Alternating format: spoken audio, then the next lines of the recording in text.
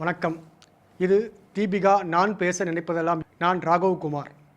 இதற்கு முன்னாடி சினிமாவில் பல விஷயங்கள் நடந்திருக்கீங்க. இந்த தளத்தில் நாம் இயக்குநர்களோட பேட்டி போன்ற விஷயங்களை பார்த்துருப்போம். முதல் முறையாக நாம் இப்போ ஒரு விமர்சனத்தை பார்க்க போகிறோம். Cinema review. இப்போ எங்கே பார்த்தாலும் ரிவ்யூ தான், எல்லாருமே ரிவ்யூ பண்ணுறாங்க. சரி, நாமளும் ரிவ்யூ பண்ணால் எப்படி இருக்கும், நாமளும் ஒரு படத்தை எப்படி அணுகலாம் அப்படின்னு நாம் இங்கே பேச போகிறோம். எங்கேருந்து ஆரம்பிக்கலாம், எந்த படத்துலேருந்து ஆரம்பிக்கலாம் அப்படின்னு பார்த்தீங்கன்னா, நம்ம உடம்பு எங்கேருந்து ஆரம்பிக்குது, தலையிலிருந்து ஆரம்பிக்குது. ஸோ நம்ம தலை படத்துலேருந்தே ஆரம்பிச்சிருவோம். ரொம்ப எக்ஸ்பெக்டேஷனுக்கு நடுவில் இந்த படம் வெளியே வந்திருக்கு. இந்த படத்தை டைரக்ட் பண்ணியிருக்கிற மகிழ் திருமேனி. மகிழ் திருமேனி இதுக்கு முன்னாடி சில படங்கள் பண்ணியிருக்காரு. தடம் அப்படின்ற ஒரு படம் பண்ணியிருக்காரு, தடையற தாக்கான்ற படம் பண்ணியிருக்காரு, இன்னும் சில படங்கள் பண்ணியிருக்காரு. எப்பயுமே மகிழ் திருமேனி அவருடைய படங்கள் ஒரு விஷயம் இருக்கும். கிரைம் அண்ட் பனிஷ்மெண்ட் அப்படின்ற ஒரு கான்செப்ட் இருக்கும். ஸோ கிரைம் அண்ட் பனிஷ்மெண்ட்ற அந்த மேற்கத்திய பாணி கதைகள், அதாவது மேற்கத்தில் வெஸ்டர்னில் கிரைம் அண்ட் பனிஷ்மெண்ட் அப்படின்ற படங்கள்லாம் வந்திருக்கு. ஸோ அந்த சாயலில் தான் அவருடைய படங்கள் கொஞ்சம் இருக்கும். யாருமே கிரைம்ல இருந்து தப்பிக்க முடியாது அப்படிங்கிறது அவருடைய கான்செப்டில் இருக்கும். இந்த படமும் நாம் அவர் இப்போ எடுத்திருக்க விடாமுயற்சி திருவினையாக்கும் படமும் அந்த ஒரு தன்மையில் கொண்டு தான் வந்திருக்கு. நடுத்தர வயதான தம்பதிகள் யாருன்னு பார்த்தீங்கன்னா, நம்ம திரிஷாவும் அஜித்தும். இவங்க ரெண்டு பேரும் கல்யாணம் ஆகி 12 வருஷம் ஆகுது. இவங்களுக்கு குழந்தைகள் இல்லை. ஏதோ ஒரு காரணத்தினால திரிஷா டைவர்ஸ் கேட்குறாங்க. டைவர்ஸ் கேட்டவுடனே அவர் என்ன பண்ணுறாரு, வேண்டாம் நாம் 2 பேரும் சேர்ந்துருக்கலாம்னு அஜித் சொல்கிறாரு. இருந்தாலும் திரிஷா அதை ரெஃப்யூஸ் பண்ணுறாங்க. சரி, நான் அவங்க வீட்டில் கொண்டு போய் விட்டுறேன்னு சொல்லிட்டு இவங்க 2 பேரும் ஒரு காரில் ட்ராவல் பண்ணுறாங்க. இது ஒரு இந்தியா கிடையாது, வேறு ஒரு கண்ட்ரி. அந்த கண்ட்ரியில் இவங்க அங்கே ட்ராவல் பண்ணுறாங்க. அஜித் பேசிக்காக கம்ப்யூட்டர் துறையில் இருக்கக்கூடிய ஒரு பெரிய ஒரு ஆள். அவர் நிறைய சம்பளம் வாங்கக்கூடிய ஒரு பெரிய ஒரு ஆள் மாதிரி சொல்கிறாங்க. அவர் ஒரு இடத்துக்கு போகிறார். போகிற வழியில் சடனாக ஒரு சின்ன ஆக்சிடென்ட் மாதிரி ஒரு விஷயம் நடக்குது. ஆக்சிடென்ட் ஆகலை, ஆனால் ஆக்சிடென்ட் மாதிரி நடக்குது. அந்த ஆக்சிடென்ட் அதில் சம்மந்தப்பட்டவங்க என்னென்னா, இவங்கள்ட்ட ஒரு மாதிரி மிஸ்பிஹேவ் பண்ணுறாங்க. சரி, இவர் அதை சமாளிச்சுட்டு அங்கேருந்து போகிறார். போனதுக்கப்புறம் பார்த்தீங்கன்னா, இவருடைய கார் பிரேக் டவுன் ஆகி நின்றுது. அப்போ யார் வர்றாங்க அப்படின்னு பார்த்தீங்கன்னா, அந்த பக்கம் அர்ஜுனும் அவர் ஒய்ஃப் ரெஜினாவும் ஒரு பெரிய ட்ரக் ஓட்டிகிட்டு வர்றாங்க. ட்ரக்கை ஓட்டிகிட்டு வர்றவங்க என்ன பண்ணுறாங்க, இவங்களுக்கு ஹெல்ப் பண்ணுறேன் அப்படின்றாங்க. ஸோ அவங்க என்ன சொல்கிறாங்கன்னா, உங்கள் 2 பேரையும் என்னால் கூட்டிகிட்டு போக முடியாது, மேபி நான் உங்கள் ஒய்ஃப் திரிஷா நான் கூட்டிகிட்டு போகிறேன் அப்படின்னு சொல்லிட்டு அவங்க அவர்களை பிக்கப் பண்ணி கூப்பிட்டு போகிறாரு. நான் ஒரு பர்டிகுலராக ஒரு ஹோட்டலில் நிப்பாட்டிடுறேன் அப்படின்னு அர்ஜுன் சொல்கிறார். நீங்கள் அவங்க உங்கள் ஒய்ஃபை பிக்கப் பண்ணிக்கோங்க அப்படிங்கிறாரு. சரி இவங்க அப்படின்னு சொல்லிட்டு அதுக்கப்புறம் பார்க்குறாரு. இவரே ஏதோ பண்ணி காரை ஸ்டார்ட் பண்ணிடுறாரு. அங்கேருந்து அந்த ஹோட்டலுக்கு போகிறாரு. அங்கே அந்த அம்மா அவங்க ஒய்ஃப் இல்லை. உடனே அவருக்கு ஷாக் ஆகுது. இல்லைன்னு சொன்னோடனே அங்கே யாருமே சரியாக அந்த ஹோட்டலில் இருக்கிறவங்க ரெஸ்பான்ஸ் பண்ண மாட்டேங்கிறாங்க. உடனே அவர் என்ன பண்ணுறாரு, போலீஸ் ஸ்டேஷனில் போய் புகார் கொடுக்குறாரு. போலீஸ் ஸ்டேஷனில் என்ன சொல்கிறாங்க, நாங்கள் கண்டுபிடிச்சி தர்றோம் அப்படின்ற மாதிரி சொல்லி அதை வைக்கிறாங்க. சரி, திருப்பி வர்ற வழியில் பார்த்தீங்கன்னா, இவர் அர்ஜுன் திருப்பி ட்ரக் ஓடிக்கிட்டு இருக்காரு. வேகமாக காரை எடுத்துகிட்டு அர்ஜுனை முன்னாடி நிப்பாட்டி, நான் உன்னை நம்பி தான் என் ஒய்ஃப் அனுப்பினேன், என் ஒய்ஃப் எங்கே அப்படின்னு கேட்குறாரு. அர்ஜுன் சொல்கிறாரு, நான் எங்கே உங்கள் ஒய்ஃபா, யார் சார் நீங்கள், நான் இப்போ தான் உங்களை முதல்ல பார்க்குறேன் அப்படிங்கிறாரு. இல்லை, இது பிரச்சனை அப்படின்னு சொல்லிட்டு அங்கே போலீஸ்காரங்க வர்றாங்க. போலீஸ் பேட்ரோலில் இவர் சொல்கிறார், இவர் தான் கடத்திட்டு வந்தார், என் ஒய்ஃப் அவர் கடத்திட்டாரு அப்படிங்கிறாங்க. அவர் சொல்கிறாரு அர்ஜுன், இல்லை நான் கடத்தவே இல்லை, நான் ட்ரக் ஓட்டர் தான் என் வேலை, பாருங்கள் என் எவிடன்ஸ்னு சொல்லி காட்டுறாங்க. இது அந்த ஃபாரின் கண்ட்ரி கூட போலீஸ் விசாரிச்சுட்டு அர்ஜுன் மேலே எந்த தப்பும் இல்லை, நீங்கள் ஒய்ஃபை போய் ஒழுங்காக தேடுங்க அப்படிங்கிறாங்க. ஒரு கட்டத்தில் இவர் தேடி கண்டுபிடிச்சி ஒரு டீம் தான் நம்மளை நம்ம ஒய்ஃபை கிட்னாப் பண்ணியிருக்காங்க அப்படிங்கிறத கண்டுபிடிக்கிறார். யார் அப்படின்னு பார்த்தீங்கன்னா, அர்ஜுன், ரெஜினா, அப்புறம் ஆக்சிடென்ட் பண்ணார் இல்லையா ஆரி, இந்த 3 பேரும் சேர்ந்து ஒரு கும்பலாக ஒரு கிட்னாப் பண்ணியிருக்காங்க. இப்போ த்ரில்லர் ஜேனர் அதிகமாக போயிட்டே இருக்குது. ஆக்ஷன் ஜேனரை விட த்ரில்லர் ஜேனர் தான் அதிகமாக போயிட்டே இருக்குது. இதை தெரிஞ்சுதானா என்னமோ மகிழ் திருமேனி தன்னுடைய ஸ்க்ரீன் பிளேயில் மேக்ஸிமம் பார்த்தீங்கன்னா த்ரில்லராக ஒரு படத்தை ஒரு த்ரில்லிங்காக அடுத்தடுத்த சீன் என்ன நடக்கும் அப்படிங்கிற ஒரு ட்விஸ்ட்டை கொண்டு போயிட்டே இருந்திருக்காரு. ஆனால் உண்மையாகவே முதல் ஆஃப் ரொம்பவே நல்லா இருந்ததுன்னு சொல்லலாம். ஏன்னா முதல் ஆஃப் எப்படி இருந்தது, எப்படி ஃபீல் பண்ண வச்சது அப்படின்னா, ஒரு பக்கம் திரிஷா அஜித்தோட அந்த ரொமான்ஸ் காட்சிகள், ஆக்சுவலாக அதை பார்க்கும்போது எப்படி இருந்தது அப்படின்னா, அவங்க பாஸ்ட்டுன்னு சொல்லி 12 இயர்ஸ் முன்னாடி இருக்கிற மாதிரி காட்டுறாங்க.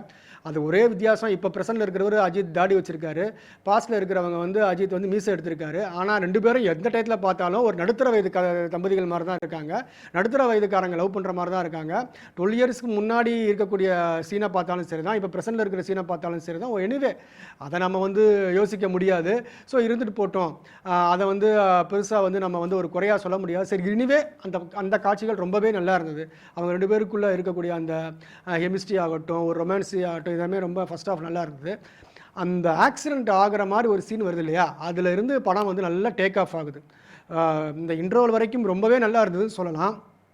அதுக்கப்புறம் வந்து ஒரு காரணம் சொல்கிறாங்க. ஆனால் அந்த காரணம் பெரிய அளவில் அது நம்பும்படியாக இல்லை. என்னென்னா, திரிஷா தான் வந்து அஜித்தை வந்து கொலை பண்ண சொன்னாங்க அப்படிங்கிற மாதிரி ஒரு ஒரு ஒரு ட்விஸ்ட்டுன்னு சொல்லி அதை வச்சுருக்காங்க. ஆக்சுவலாக அது பண்ண மாட்டாங்கன்றது எல்லாருக்குமே தெரியும். சாதாரண ஆடியன்ஸு, சாதாரணமாக வந்து தியேட்டரில் வந்து உட்காந்துட்டு சும்மா வந்து ஒரு ஓரத்தில் உட்காந்து பாப்கார்ன் சாப்பிட்டுக்கிட்டு இருக்கவன், சும்மா அந்த படங்களை பார்க்குறவன் எல்லாருக்குமே சாதாரணமாக சொல்லியிருந்தாங்க, இங்கே ஒரு ஹீரோவை கொலை சொல்ல மாட்டாங்க அப்படின்ட்டு. ஸோ இருந்தாலும் அதை வந்து இன்னும் சுவாரஸ்யப்படுத்தியிருக்கலாம். ஸோ அதை வந்து கொண்டு போய் அதை வந்து நல்லா திரைக்கதையை இன்னும் கொஞ்சம் ஒரு ஸ்ட்ராங்காக ஒரு இடத்துல வந்து நிப்பாட்டியிருக்கலாம். எந்த கடைசியில் வந்து அந்த படம் வந்து ஒரு ஆக்ஷனை நோக்கி நகருது. வழக்கம் போல் அந்த படம் எப்படி போயிடுது அப்படின்னா, நல்ல விறுவிறுப்பான திரைக்கதைகள், அதுக்கப்புறம் வந்து ஒரு ட்விஸ்ட்டு, அதுக்கப்புறம் கடைசியில் போக போக கடைசி அரை மணி நேரமும் ஒரு 35 மினிட்ஸும் ஒரு சாதாரண ஒரு ஆக்ஷன் பிளாக் படம் மாதிரியே அது வந்து முடியுது. இந்த இடத்துலையும் அவர் வந்து கொஞ்சம் அழுத்தமான ஒரு த்ரில்லரை அனுபவத்தை நமக்கு இன்னும் கொடுத்துருக்கலாம். இவர் கொஞ்சம் ஆக்ஷனை கம்மி பண்ணியிருக்காரு தான், இன்னுமே கம்மி பண்ணி த்ரில்லிங் ஒரு எக்ஸ்பீரியன்ஸ் நமக்கு இன்னுமே அதிகமாக கொடுத்துருக்கலாம். பொதுவாக என்னென்னா, எல்லா அஜித் படத்துலேயும் வந்து மாஸ் டைலாக் இருக்கும். இதில் பெருசாக வந்து மாஸ் டைலாக் இல்லை. ஏற்கனவே மகிழ் திருமேனி இன்டர்வியூலாம் சொல்லிட்டாரு, இதில் மாஸ் டைலாக்லாம் இல்லை. பெருசாக வந்து ஒன்றும் நாங்கள் வந்து பில்டப்லாம் பண்ணவே இல்லை. அஜித் வந்து ஒரு தாடி வச்சுட்டு யாசிடிஸ் எப்போ இருப்பாரோ அதே மாதிரியே நடிச்சிருக்காரு. அதே மாதிரி ஆக்ஷன்ஸ் சீன்லேயுமே வந்து அவர் பின்னாடி தான் அடிக்க ஆரம்பிக்கிறாரு. அப்போ தியேட்டரில் விசில் பறக்குது. இவர் அடிக்க மாட்டாரா அப்படின்ற மாதிரி நமக்கு ஒரு க்யூரியாசிட்டியை ஏற்படுத்தி, வேறு வழி இல்லாத ஒரு சுச்சுவேஷனை ஏற்படுத்தி, அதுக்கப்புறம் தான் வந்து அவர் வந்து வில்லன்களாக அடிக்கிறாரு. அப்படியே போக போக போக கடைசியில் வந்து ஒரு ஆக்ஷன் மூவியாக அது முடிஞ்சு படங்களை வந்து கொண்டு போயிட்டார். ஸோ இந்த படத்தை இன்னுமே வந்து ஒரு ஸ்க்ரீன் பேல இன்னும் ஒரு 25% கொஞ்சம் ஸ்ட்ராங் பண்ணியிருக்கலாம் அப்படின்றதான் எனக்கு தோணுது. ஏற்கனவே வந்து நம்மளுடைய மகிழ் திருமேனி படங்களில் வந்து ஒளிப்பதிவு ரொம்ப நல்லா இருக்கும். இதில் நீரவ் ஷா கேமரா பண்ணியிருக்காரு. அந்த எந்த கண்ட்ரியில் எடுத்திருக்காங்க அதோடைய ரொம்ப நல்லா அதோடைய ஆங்கிள்ஸ் வச்சுருக்காங்க. எஸ்பெஷலி 2 பக்கமும் இருக்கக்கூடிய மலைகளும் சின்ன சின்ன பாலைவனங்களும், நடுவில் வந்து அந்த கார் போதும், எங்கேயுமே வந்து பச்சை பசேல்னு இல்லை, எல்லாமே வந்து ஒரு விதமான ட்ரையாக இருக்குது. அந்த ட்ரையாக இருக்கக்கூடியதே எவ்வளோ அழகாக காட்ட முடியுமோ நீரவ் ஷா காட்டியிருக்காரு. ரொம்பவே நல்லா இருந்ததுன்னு சொல்லலாம். அந்த எல்லாருடைய அந்த ஒரு விஷுவல் எக்ஸ்பீரியன்ஸுக்கு அவருடைய ஒரு நல்ல ஒரு விஷயம் பண்ணியிருக்காரு. எப்பயுமே அனிருத்தோட மியூசிக்கை வந்து ஒரு ஆர்ப்பாட்டம் அதிகமாக இருக்கும். சாங்கில் வழக்கம் போல் ஆர்ப்பாட்டம் இருக்குது. ஆனால் பின்னணி இசை ஓரளவு நல்லா இருக்குது. ஓரளவு அந்த ஒரு ஃபாஸ்ட்டான ஸ்க்ரீன் பிளேக்கு இந்த படம் வந்து ஒரு கை கொடுக்குது. இதை ஃபாஸ்ட்டான ஸ்க்ரீன் பிளே அப்படின்னு கூட சொல்ல முடியாது. ஆனால் ஓரளவு மீடியமான ஸ்க்ரீன் பிளே தான். நமக்கு ஒரு த்ரில்லர் அனுபவத்தை அங்கங்கே கொடுத்துருது இந்த படம். அது பெரிய அளவில் இந்த ஒரு மாற்று கருத்து கிடையாது. ஓவராலாக இந்த படம் எப்படி இருக்குது அப்படின்னு பார்த்தீங்கன்னா, அஜித் ரசிகர்களுக்கு ஒரு வித்தியாசமான படமாக இருக்குது. கண்டிப்பாக அஜித் ரசிகர்களுக்கு வித்தியாசமான படமாகவும் இருக்குது. அதே மாதிரி அஜித் ரசிகர்கள் எதிர்பார்த்துட்டு போகிற அந்த மாஸ் விஷயங்கள் அது அதிகமாக இல்லை. ஆனாலும் ஒரு இன்றைக்கி இருக்கிற ட்ரெண்டுக்கு ஏற்ற மாதிரி இன்றைக்கி நிறைய மலையாள சினிமா பார்க்குறோம், நிறைய க்ரைம் த்ரில்லர் மூவிஸ்லாம் நம்ம பார்க்குறோம். அதுக்கேற்ற மாதிரி இந்த ஒரு ஸ்க்ரீன் பிளே இருக்குது. ஓரளவுக்கு அதை ட்ரை பண்ணியிருக்காங்க. இந்த மாதிரி கடத்தல் சம்மந்தப்பட்ட படங்கள் நிறைய வந்து வெஸ்டர்ன் கண்ட்ரியில் வந்திருக்கு. அதில் இருந்து சில இன்ஃப்ளூயன்ஸ்லாம் இந்த படத்தில் அங்கங்கே காட்சிகளில் தெரியுது. அதை நம்ம மறுக்க முடியாது. ஒரு மகிழ் திருமேனிக்குன்னு ஒரு ஸ்டைல் இருக்கும். அவருடைய ஸ்டைலை வந்து ஒரு 60% வச்சுருக்காரு. 40% வந்து கொஞ்சம் அஜித்துக்காக மாற்றவும் செஞ்சுருக்காரு. இந்த படத்தை வந்து நாம் வந்து ஓரளவு ஃபேமிலியோடு ரசிக்கலாம். மிகப்பெரிய வயலண்ட் இல்லை, ரொம்ப நம்ம பார்க்க முடியாத அளவுக்கு ஒரு நெருக்கமான காட்சிகள் இல்லை. இருந்தாலும் ஓரளவு இந்த படத்தை வந்து குடும்பத்தோடு ரசிக்கலாம். அந்த அளவில் இந்த படம் கண்டிப்பாக எல்லாருக்குமே பிடிக்கும். நீண்ட நாளைக்கு அப்புறம் ஒரு அஜித்துடைய கேரக்டரில் இந்த படம் வந்து கண்டிப்பாக ஒரு பேர் சொல்லக்கூடிய ஒரு படமாக இருக்கும். இது வந்து ஒரு வித்தியாசமான, நாம் இதுவரைக்கும் யூகிக்க முடியாத ஒரு அஜித் இந்த படத்தை நாங்கள் வந்து பார்க்க முடியும். மீண்டும் அடுத்த ஒரு விமர்சன பதிவில் சந்திக்கலாம். அதுவரை உங்களிடம் இருந்து விடைபெறுவது ராகவ் குமார்.